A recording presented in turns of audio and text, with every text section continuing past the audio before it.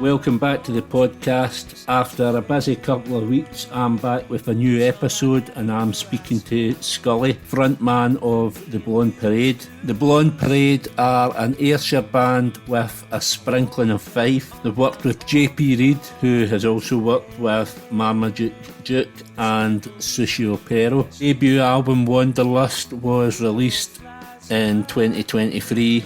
And it's a cracking listen. We spoke about all of this, how it was recorded. We spoke about playing down in London at the famous Dublin Castle. We spoke about all this plus lots more, and at the end Scully picked his heroes. Scully was a cracking guest. I hope you enjoy the podcast. If you do, please keep liking, sharing, commenting, subscribing wherever you can. Tell your pals, but more importantly, enjoy.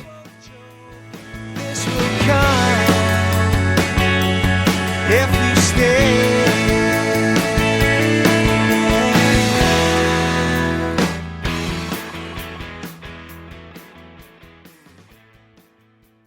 On the podcast this time out, I've got Scully, the lead singer of a new band, the Blonde Parade. We're going to talk about their career, which is relatively new, but we're going to touch on Scully's past and how he kind of came to be where he is. So if you've been listening to the previous episodes, you'll know I like to kind of get back to the start. What life is like for you growing up and how that kind of shaped you into the guy you are and your music career. So I just take it away from there. Grew up in Ayr, just pretty normal, kind of normal way, normal things. Just became obsessed with music about 10-year-old, and still the same today. Right. What sort of music were you listening to back then, and where was that influence coming from? Was it your parents, siblings? What? No, really, no. My mother and my father. Like, my dad's. Well, I've realised now my dad's got great taste, and it did kind of guide me the way towards everything that I listened to. But there wasn't a lot of music going on, but music getting played in the house or anything. My mother said it was David Bowie and Queen. There was a video of that, Under Pressure. Right. And I used to kind of get that replayed when I was away, and just I was always listening to the radio, just normal kind of chart stuff. Then when I was about 10, got caught by the Oasis bug, like a lot of folk, and that opened the door to every other band that I listen to today in some way. And it isn't all just like that. So I got for Oasis, it got me on to Stone Roses, and then the Smiths, and that's like my ultimate, favourite band. If I had to pick one. But I just listen to everything. I've no I used to be quite hipster and biased towards genres and all that, but so I was listening to Madonna. I was listening to Madonna for about half an hour this morning. Right. I'd have never admitted that. It's probably 10 years ago. Still doing it, but I would never admit it. It's how your music changes as you get older. I think as you get older, you kind of lose that snobbishness, and you just kind of like, and you're not scared to admit it. So a good song's a good song. It doesn't matter, but who it is. That's all I care about now. Yeah. So the park has been hung up long ago. Yeah. So obviously the Blonde Parade, you have been going for just last year. So I'm assuming that this isn't the first band. I'm assuming that there was kind of other things before that. So what are we talking? Well, me and John, the drummer, we've been pals from we went to school, and we were in a band when we were about 18. Got the Blue Lips, gigging about Glasgow, and then I moved away. I was away for about 10 years, and come back just before lockdown, and that's when we just decided to finally do this. Right. Yeah. So when you were the Blue Lips gigging in Glasgow, what sort of bands were about at the time? I'm just trying to think because I would have been gigs then. Then, try to think back now. God, there was one I really liked called Carnivores. Remember them? I put a gig on in Wishaw, and I had Carnivores and Pacific Theatre, which I think they all kind of kicked a bit together. I had them and another band. I put them on in Wishaw. I think Carnivores are the ones that they stick out with all the bands that we played with at that time. They were completely different from anything else, and like, compared to every other band, they were a cut above live as well.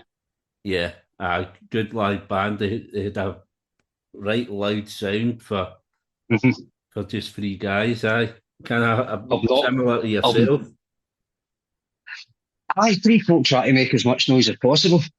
No much complications. That's uncanny because I've not heard of them for years. But I cracking band. So obviously you say you come back after COVID, which COVID comes up a lot in the podcast. It's kind of, it has been, I think, I mean, it gets a lot of bad press, obviously, but I think it has been quite helpful for new bands starting out. It's kind of, it gives them time to breathe and kind of hone their craft and all that. So would you say that's a story with yourself then? Aye, because the world was at a standstill, and all I was doing was sitting and playing guitar, and we've always kind of like done demos and sent them to John. Just kind of the idea of finally maybe doing something, and that was a perfect opportunity. But actually, the world had stopped for a wee bit of thinking into it, a wee bit of planning, and kind of now we're starting to go forward with that. But it wasn't all bad, like you said. I don't think it was. It never really changed anything. And John that you're talking about, is that JP? Is that JP Reid? Are you talking about John Valenti? John Valenti, aye, he's a drummer.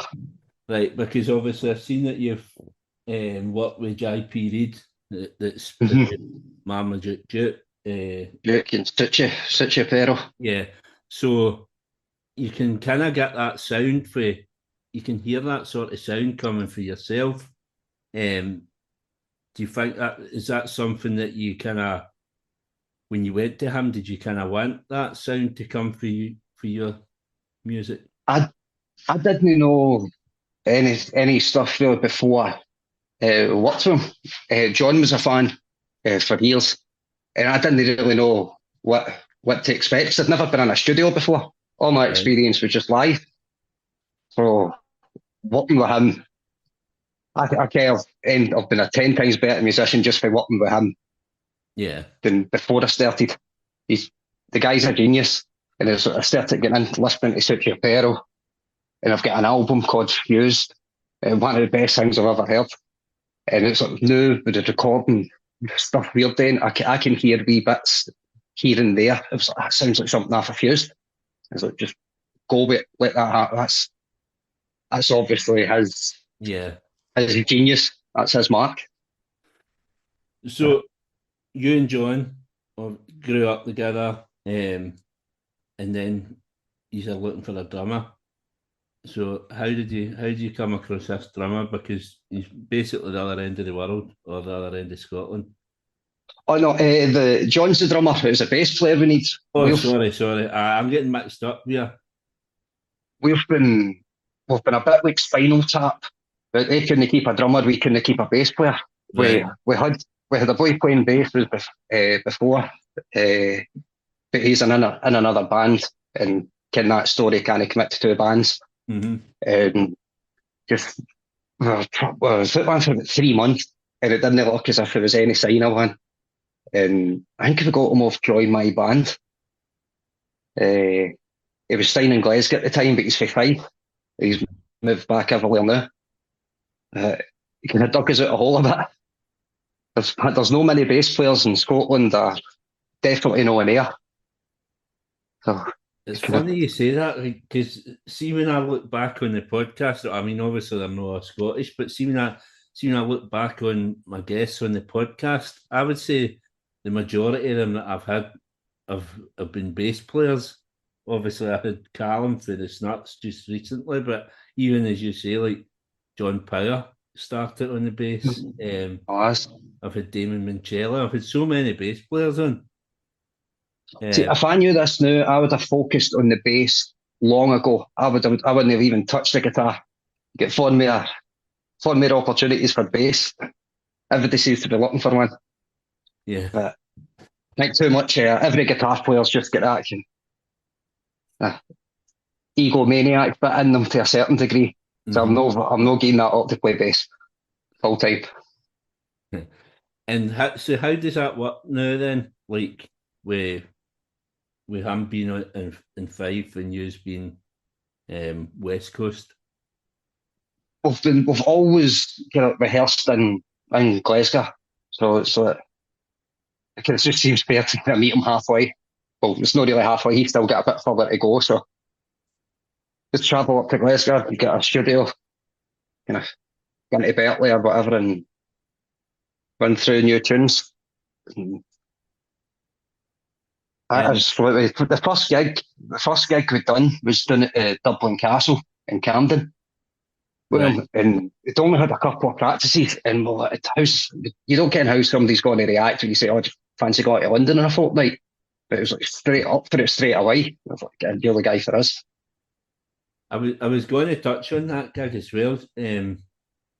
How did that come about? Because I mean, it's pretty early on in your career to be done in Dublin. How did you feel about that? Was it daunting, kind of travelling it with? No, I loved it. I can't wait to go and play further afield again. But I just gave them an email. I must have been like the promoter that was putting on the night. And I got a reply more or less that day. And he said, "Do you fancy coming down?" Gave us a list of dates. And that was it. And it took a while to sink in that I'm going to play the Dublin Castle. It's a class kind of venue to have on your CV so early on, isn't it? It wasn't. You're saying it wasn't about 10 minutes before we went on stage. That's actually I go a wee bit like, Christ, everybody's played in here. Everybody's played in this room, and that got me a wee bit no taken aback, but it was like then it got psyched me up and got me going more than anything. It's like Stugs has stood on this stage, and Paul Weller's been in here, and you name it, I've all played it. Yeah. I think it's sink or swim in it with something like that. You just kind of need to throw yourself into it. But so going back a bit, then, like your debut single. Or no, it's not going back. If you played Dublin Castle February, is that right? So you done all that before the single came out? No, that was last year. It was April 2023 we put out. Oh, right. Two singles and then the album in the May. I'm getting dates mixed up here. So debut single then, April 2023. How did that come about? What sort of songs did you have? Did you have kind of the basis of the album there, and then how did that help you decide what was going to be your first single to release? I think it's the one that jumped out the most at the album. All the songs on the album, it was seemed like the most obvious choice. They're all fast and kind of upbeat and kind of good tempos and that, but there's something about that song. It just seemed like the most obvious one. Because when you look at the album, it's a brilliant opener, brilliant start to the album. The Strand at the end is that's been in my head since he's live, man. That's brilliant. And then you get these two singles. There's another one, is it Remember or something? I Remember. And I remember. So already you get, in my eyes, 5 standout tracks there. So I mean, thanks a lot. I appreciate I, that. And the first one and the last one, are my two favourites to play. So a great way to start a gig, and with that song, The Strand, you can only put that at the end. You can't put that in the middle of a set. well, I mean, it's funny as well that you like. I've been listening to, I listen to lots of music. Obviously, big Snuts fan. So Snuts' new album came out with standout track on their new album. I think is the closer Circles, and then the K's brought out an album just there as well, and the standout track on that album is Circles as well. So this year, my two favourite songs are get the same name. And then I listened to The Strand, Be Yourselves, and I thought, that's a fucking cracking song. But I know another band, another Scottish band with a song called The Strand as well, and it's their best song, The Lapels. I don't know if you can remember them. No. Well, go and check out that as well, The Strand. That's a brilliant song as well. So two brilliant songs with the same name again. It's my favourite set of lyrics on the album by far. As Get a class, it story. is stand out. Get the story. It's a wee story. So is that all kind of personal to yourself? See, like the lyrics, do you write the lyrics? I'll call like get the lyrics and like the rough idea of a song, like get verse, chorus, yada yada. Then go in. Me and John went into we got a studio for a month and just got a room in a studio. Nobody else could go into it. Nobody could touch it, and shaped them all into the songs Right. that they ended up being. And like listening to the album, it sounds as if it sounds pretty much as if you've replicated it live. So is that how it was recorded? No, it was recorded just me and John. We never had a bass player. And Right. instead of waiting for one to come to us, we thought, right, just put an album up and hopefully that'll give you the illusion that you're get somewhat level of professionalism about you and you're trying to go somewhere.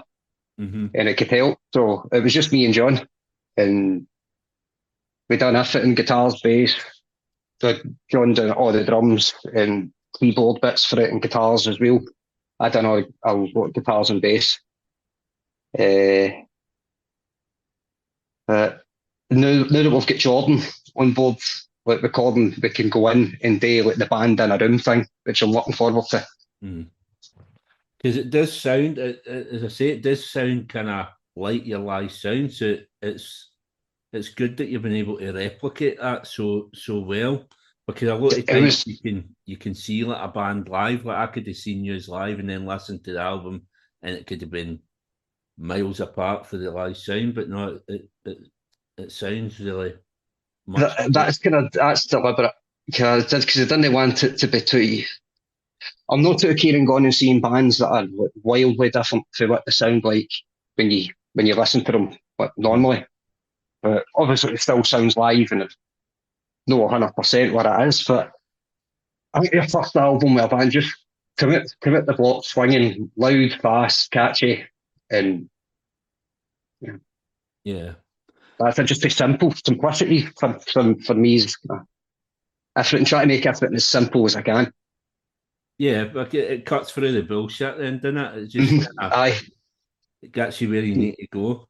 And because of that, obviously we touched on it, Jim Gellertley, you've for the airplay for Jim Gellertley, and you've also managed to get on a few Spotify playlists as well. So how helpful is stuff like that been in kind of getting you out there? Jim Gellertley was a massive one at first because I think he played the song. He played it a couple of times. I think he played 12 nights the week before it came out and the week it came out. That was a huge help. The playlists, I'd try not to go and look at all that you kind of need to. Like, look at all the numbers, but I try not to. I wish it led on to more. kind of listens for us, but Yeah. Jim Gallagher was the biggest. He got us the most listens. Yeah, Jim's a great help. Obviously, he's been a guest on the podcast before. I think he's probably the most powerful man in Scotland at the moment for music, for grassroots music, I would say. He's the only one that I listen to for new music. So he puts up his wee short video on Instagram every week. He rattles off all the band names. You always go and check out a few of them. Yeah. But there's really nobody else in Scotland doing that like he is. Yeah, I mean, I'm not a big radio listener anymore, and it's kind of when I had Jim Gallagher on, I kind of thought I'm going to need to go and listen to his radio show, and you forget just how much music's out there, and he's just constantly in the look at. I listen to music differently, especially new music. Like when you listen to it on Jim's show, I listen to it differently from what I would if it just come on a random Spotify shuffle, kind of on a playlist. So I want to hear what you say about the band at the end. You get a wee bit more about the band. Yeah. You know. Do you think with Spotify being as big as it is now, you don't give songs maybe as much time. You know, like 30 seconds, right? I don't like that, skip it. Whereas you can't do that with the radio. You need to kind of listen. So as I'm as guilty of that as any Spotify. If I don't like something within after the first chorus, chances are I'll probably kind of skip it unless it's a band that I kind of into. But with the new music show, it's like you listen to it closer and pay more attention to the songs. I appreciate it there. Yeah, it's definitely a good listen. I'd recommend it for people. Go and check him out on Amazing Radio. You mentioned there about you don't really like to check out your numbers, which I've been looking through your Instagram. And the reason I brought that up is because I kind of do that. I do the exact same thing with the podcast. So you've been doing like league tables and things where you're getting listeners and all that, which I've not seen anybody kind of doing it and putting it out there. So it's been quite kind of. Is this the wee videos for where we were getting played? Aye, like Argentina and all that. You were saying about how much you loved Argentina and all that, which is quite a novel way of kind of promoting the album as well. So, how did that come about? You kind of get into a wee rabbit hole with that, didn't you? Looking at where everybody's from. That's definitely going to bring that back again for our next release. I quite liked that, but it was. There's so much stuff online suggesting it's getting the song to go viral and getting the algorithm to pick it up, and rather than just jump on like every other bandwagon that's whatever the flavour of the month this week is on Instagram, just like here's where we've been played this week. Then you end up getting played in Italy and Japan and India. I think Paraguay and Brazil. It's fun. That's the only thing I'll look at where we've been played. No, I'll not look at any of the numbers or try to keep my eyes away for that bit as much as I can. Just want to see if somebody in like Botswana's listening to Sugar Bones. Yeah. It's Japan, things like that kind of get me. See when I look in the podcast, and I think how are people in Japan listening to my voice, my accent? What are they getting at it? But is there anybody that you can like see if you're looking at the list? Is there anybody that you could pinpoint? Because I've got one of my podcast guests is where is it? It's somewhere in Germany, and I can see that he's listening. So like I know every episode he's listened to because I know it's him, because I know that's exactly where he stays. I didn't know you could do that. Actually pinpoint. I don't know if you can like pinpoint. It'll go to cities. It'll tell you like the city. Well, that's what I mean. So he stays in this city. It's not like a big it's not like a bit like a town or something. I'm trying to think it's called Bamberg or something in Germany, and I get like it's just one listener I've got for there. So I'm assuming it's him because he's been on the podcast. It must be him. So we were quite big in Dusseldorf for a couple of months. When I say quite big, you can get what I mean. We were getting a fair few listeners in Dusseldorf, and it was kind of, you couldn't get your head around that at first because it's just something that you and your pals made and your other pals' house, and now folk in Germany are listening to it, and like dozens of folk in Germany are listening to it. Hmm.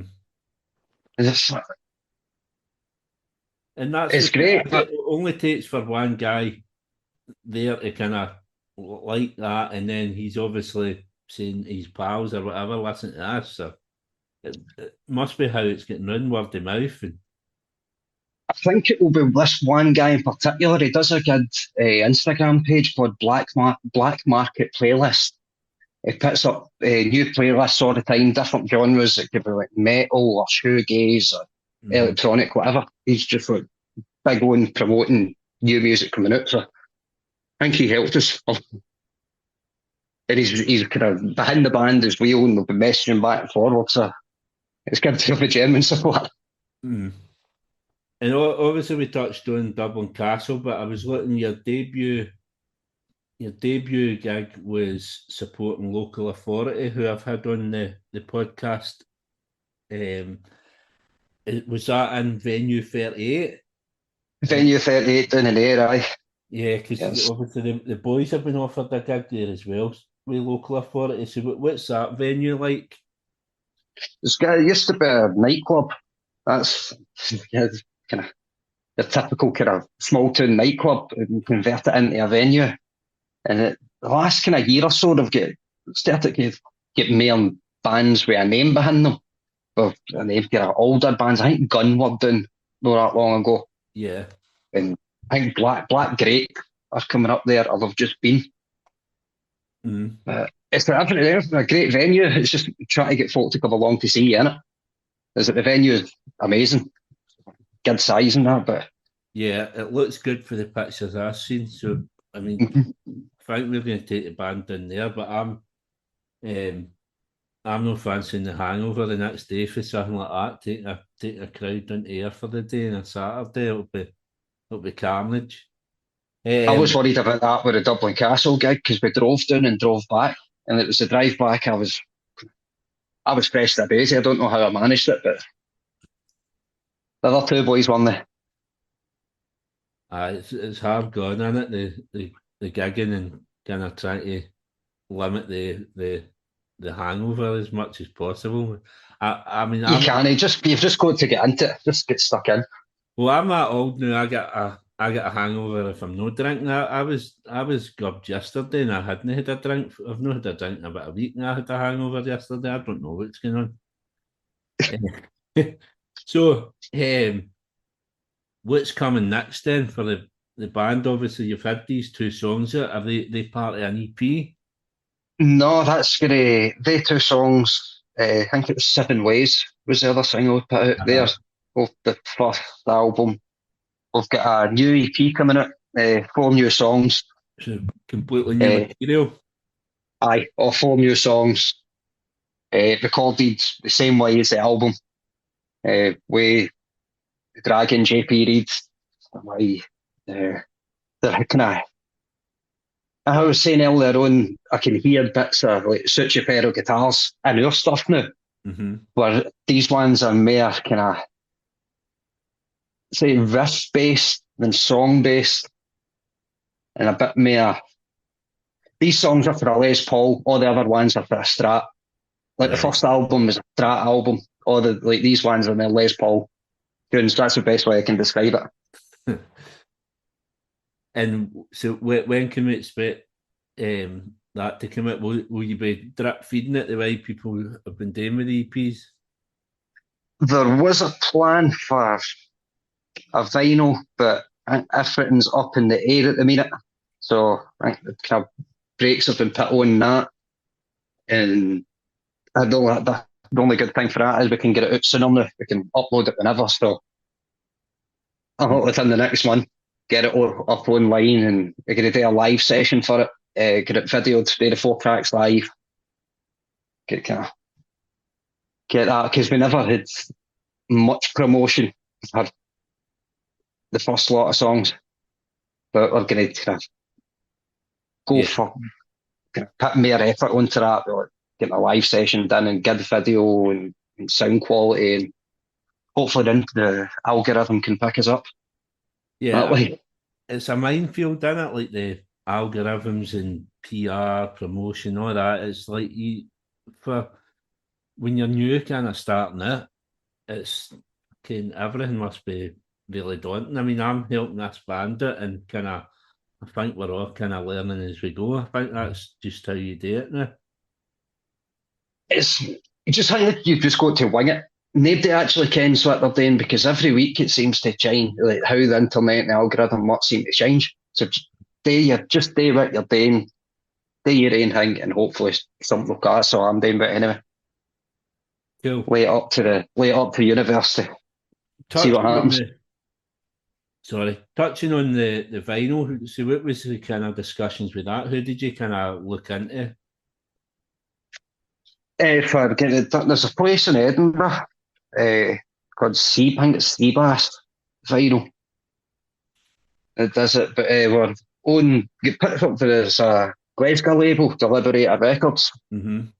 Kind of working with them, but the say things that we're planning haven't really worked out to the vinyl plan is the working like it's going to happen at the minute, so got to press on. I've been looking at getting one of the record shops on the podcast, see like Asai Records or Blood Records, stuff like that. I want to kind of get more insight into the vinyl kind of stuff, because as much as vinyl's really cool, but I think it's very expensive. See, when you that's what it comes down to at the end of the day. It's the money, and the only way you can reliably hope to sell them is for one of your gigs. And even then, it's only probably going to be a couple at a time, and so you're probably going to end up with a box of 80 unsold records. Yeah, I mean, I've got one. I've got a bunch of vinyl there. I've got one for Colonel Mustard earlier, but I mean, I've got all these vinyl. I've got a record player, and I never put it on. I've never listened to my vinyl for about 10 years, really. Is it just an ornament in your house? Aye, I don't know. I could probably do with a better one. Maybe that's it. Maybe the quality's not that good, but it's just kind of.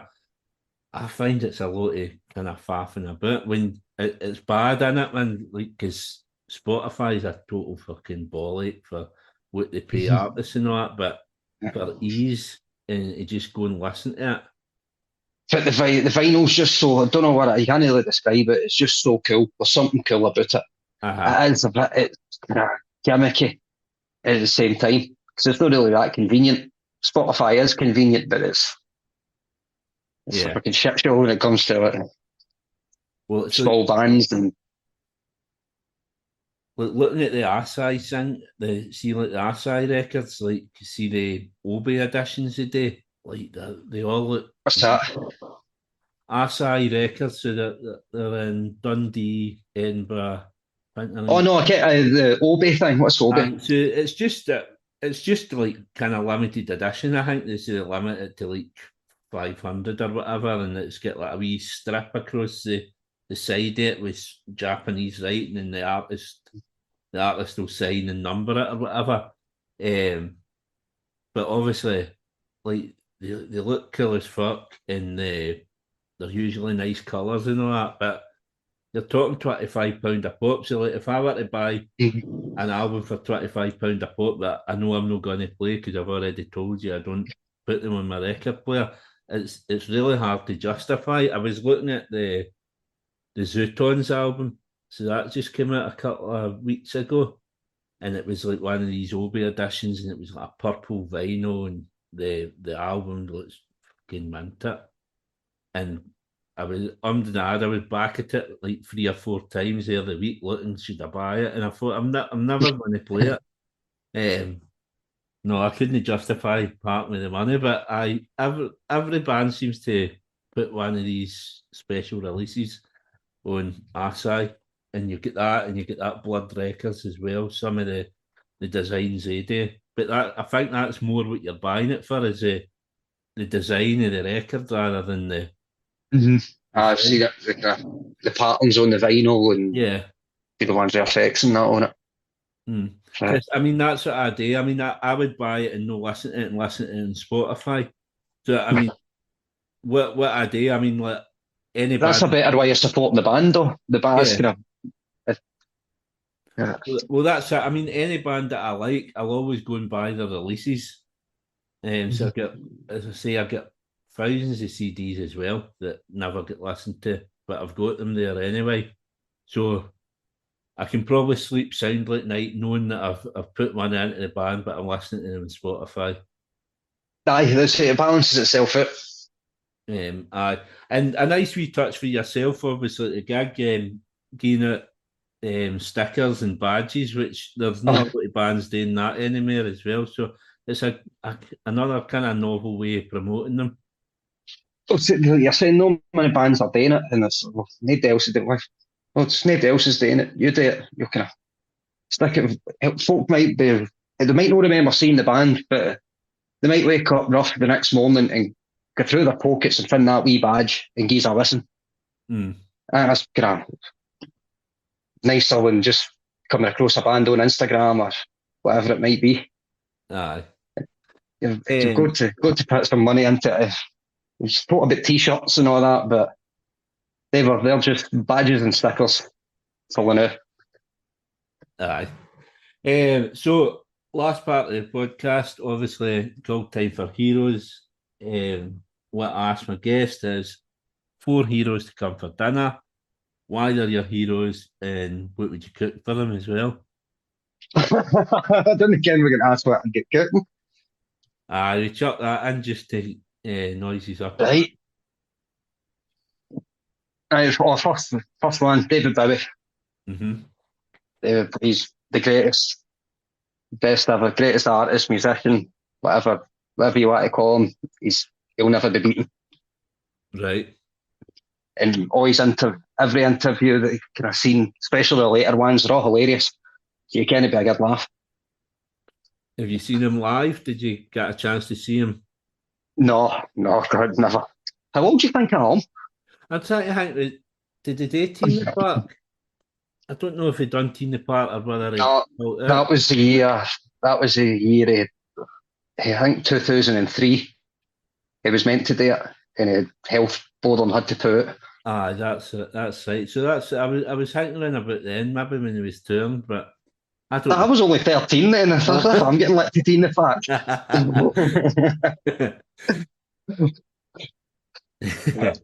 No, it's been a session with David Bowie gets bigger every year, every bloody day.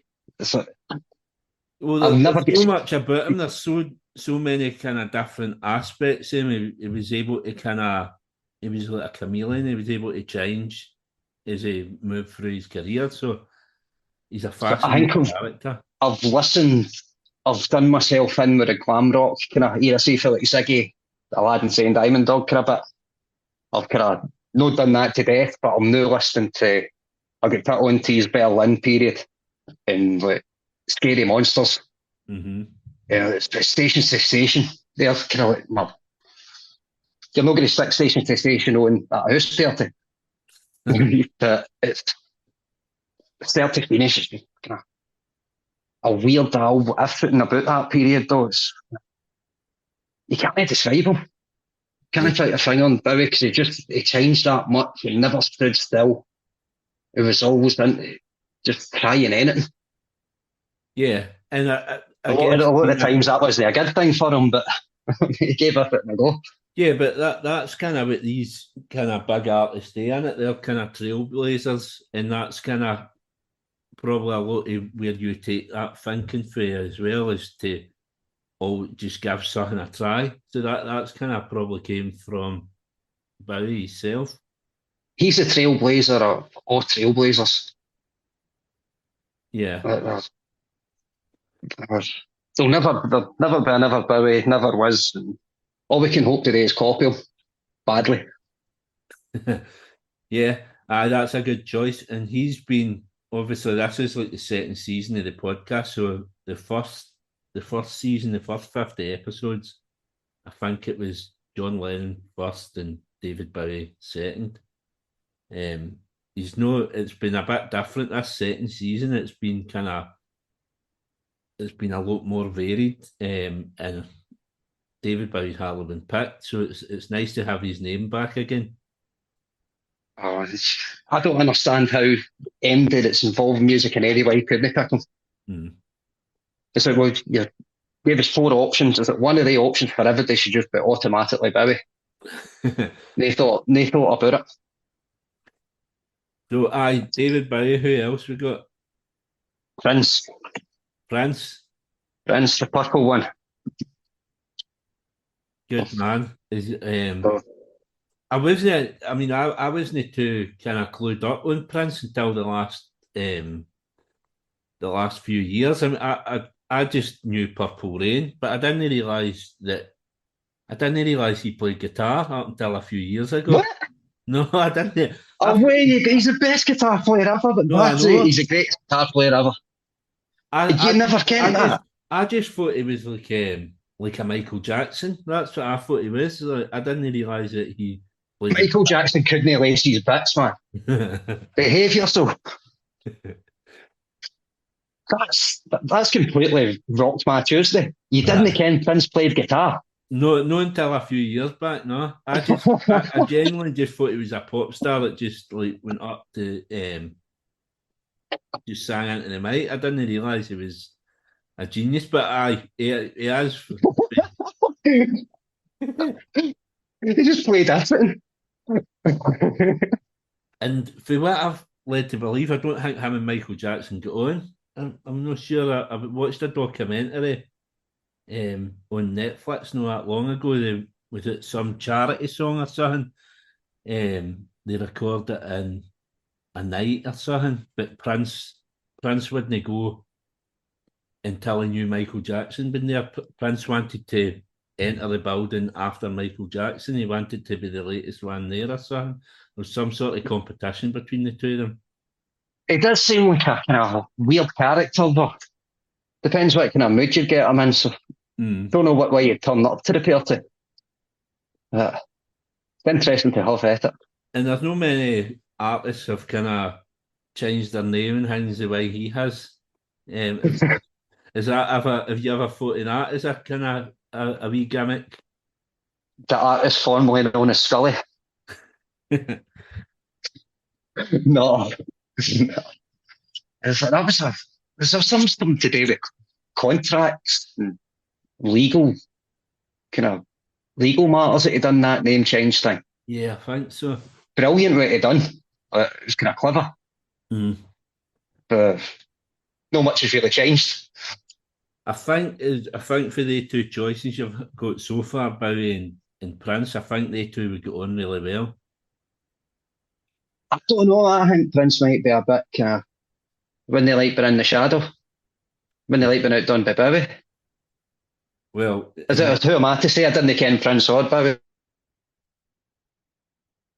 In my head that they're sitting in my living room talking about if Absolute Beginners is a better song than Purple Rain. Right, so we get Bowie, Prince, who else? Bob Marley. Another brilliant one. Doesn't really need much explaining. Bob, he's a teacher. He's too intelligent. Every lyric he's written, I think I've read a Bob Marley, it blows you away. One of the most kind of like the three that I've picked so far, I think it's like the most unique folk ever to involve music. Or well-known ones. They all had their own vision, hadn't they? And kind of probably a bit of kind of stubbornness and pig-headedness to kind of say, no, I'm going to do it my way. They're all the three of them so far, they've all been they're bigger than just their songs. They're not just like musicians. It's like you go anywhere in the world, you'll see a picture of Bob Marley somewhere. Yeah. You see Bowie somewhere. Yeah, I mean, you look at especially Bowie and Bob Marley. Like you look at them, and there's still people making T-shirts and all that now. There's, like their legacy will be making millions off the back of pictures of them and stuff like that. They're the most. It's folk like that are the most important figures of the last century. I think you can go anywhere in the world, you'll see a Bob Marley T-shirt, a Bowie or whatever. So they're the folk that have a bigger impact in the world than anything. So creative folk and the weirdos and Yeah, folk going their own line, doing their own thing. yeah, three good choices. Who's going to be the last one? My last one, I said earlier on that the Parker was hung up long ago, but I have to pick Liam. Brilliant. I always worry as well with this is when people go Oasis route, who they're going to pick. So why Liam ahead of Noel? It seems like a better laugh in the session. Noel's a bit crabby, isn't he? Aye, that's kind of a lot of my reasoning behind it. I think kind of Liam got at the time of the breakup. I think he got a lot of bad press, and obviously he took himself away and I wouldn't say he's reinvented himself. He's just come back as an older Liam, but I think once he came back, you kind of realise what you've lost a lot more with Liam than we know. I think there's plenty of other guitarists out there, but I don't think there's many frontmen like Liam. No, and there's no front men that can keep your attention and your eyes on him for the whole gig without doing fuck all. It does nothing. It doesn't need to do anything, but you can't take your eyes off him. Aye. The only other front man that's like that probably I can think of is David Tennant at Pet Shop Boys. Does nothing. Right. But he's trying. You can't take your eyes off him. You don't have to be jumping about like a dafty and I'm the hardcore rock star. Look at me. I can walk about cool as fuck. He just snarls at folk every now and again, sings the songs, gets in. Mm. And Simple. that's the thing, you can go to karaoke's and all that up and down the country, and you'll see folk doing Oasis, and they all do the same.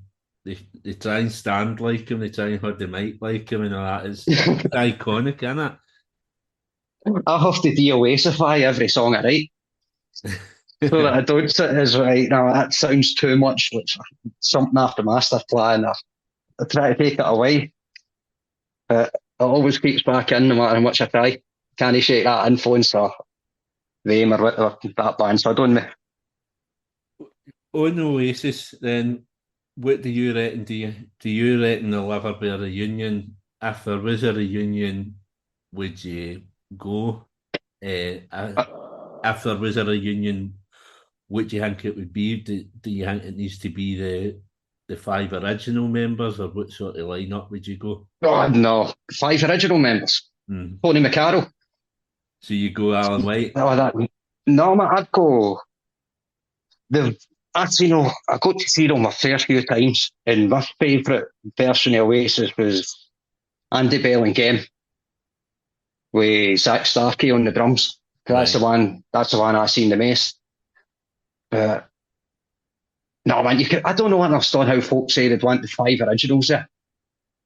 Yeah, I mean, I seen a picture of Gwigs there a couple of weeks ago as well, and he looks. Seen that myself. Right, he looks like he's at death's door, man. I don't think he could stand up on stage anywhere.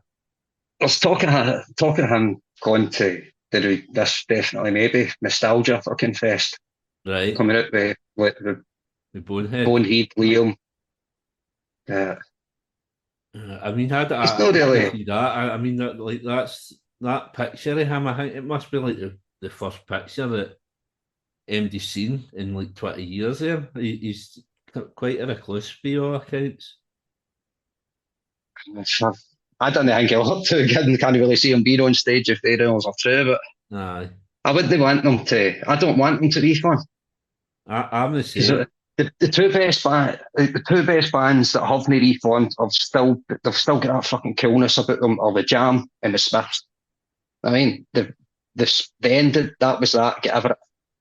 There's now what 15 years or so after Oasis split up.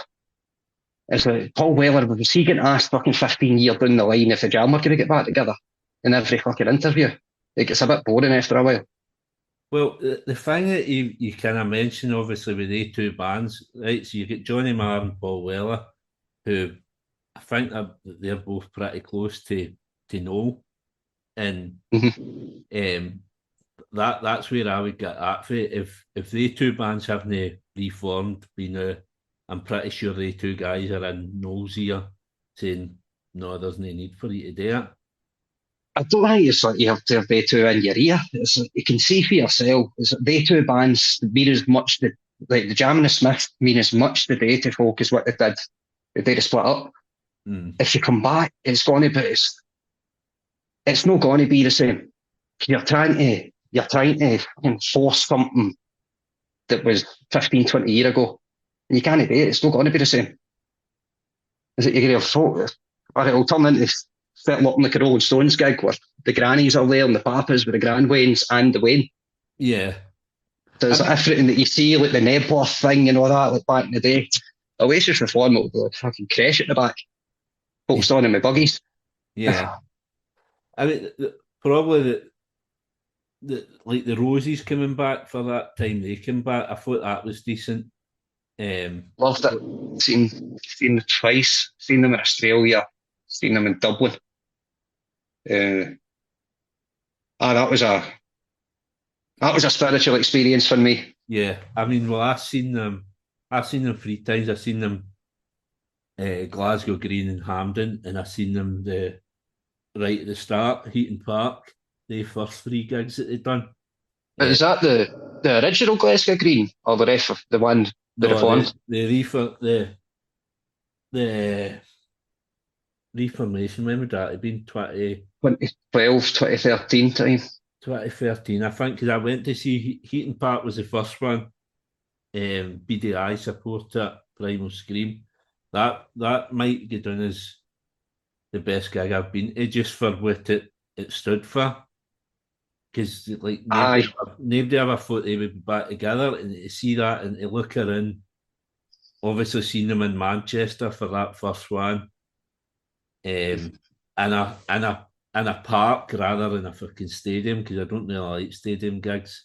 And I just looked around and there wasn't any bother at all. Like, everybody was just smiling. Everybody was just happy to have this band back. But the majority of folk in that crowd, it's as if like the two Stone Roses gigs, as if we'd all waited our whole life for that.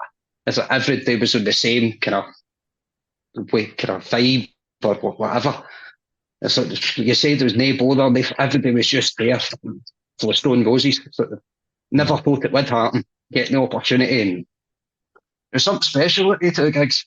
But yeah, and then obviously I seen them at Hampden. I don't know if that was the last one or whether there was like another date on that tour or something, but like you could tell at Hampden that they couldn't keep going like that. Like in that length of time they've been back, they kept promising new songs, and we had like 2 songs, and they weren't up to the standard. So I'm glad they never, because that would have they've still got, because they've not released any new stuff, that new album that was pish. They've still got that kind of coolness, the Jam and the Smiths offer no reforming. All right, they've done the live gigs, but obviously the songs weren't up to it. Yeah. Up to the standard. But I thought maybe that album that Liam and Squire done would have been leftover songs. Like for what the Stone Roses they had, and if it was leftover songs, I'm glad they never recorded it. Well, I mean, this has been a great wee chat as well about the music industry, but we've kind of deviated. I don't know if you were trying to talk around it so that I'd maybe forget about what you're cutting these guests. Oh, fuck. I do have cooked them.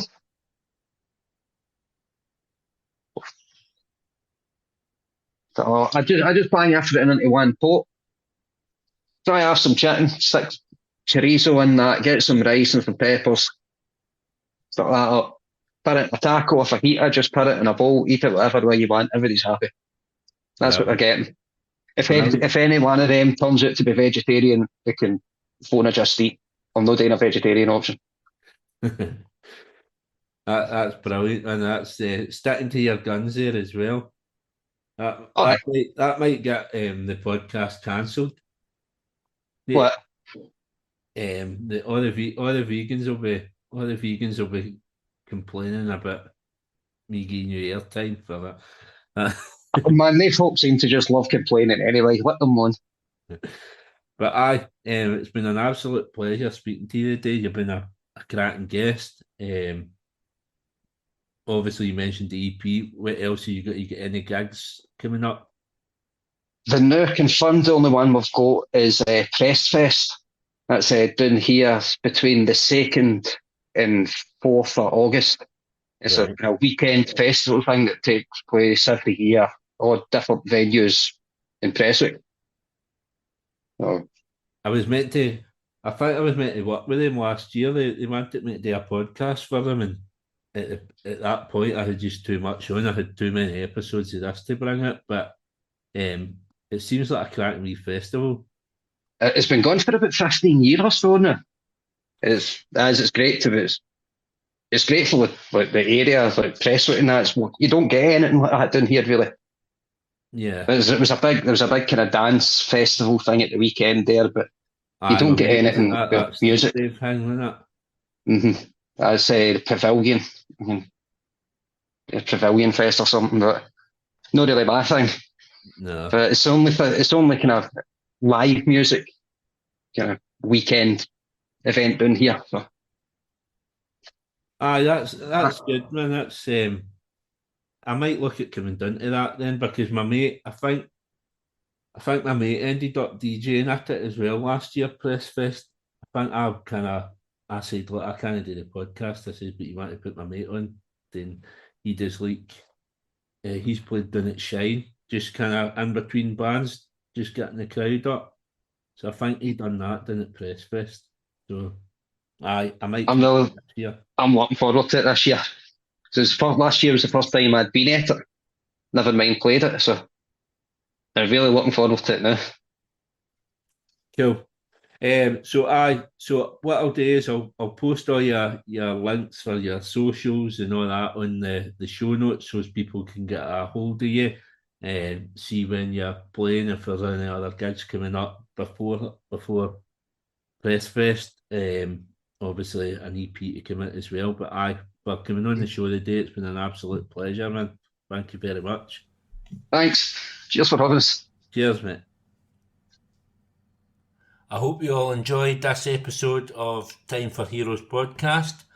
If you would like to get in touch, the best way is on the Facebook page, Time for Heroes podcast, or on Instagram at Time for Heroes podcast, or Twitter at Time for Heroes P1, or drop me an email at timeforheroespod@gmail.com.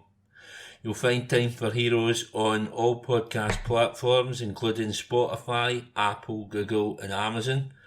Please leave a review where you can, share with others, and more importantly, enjoy.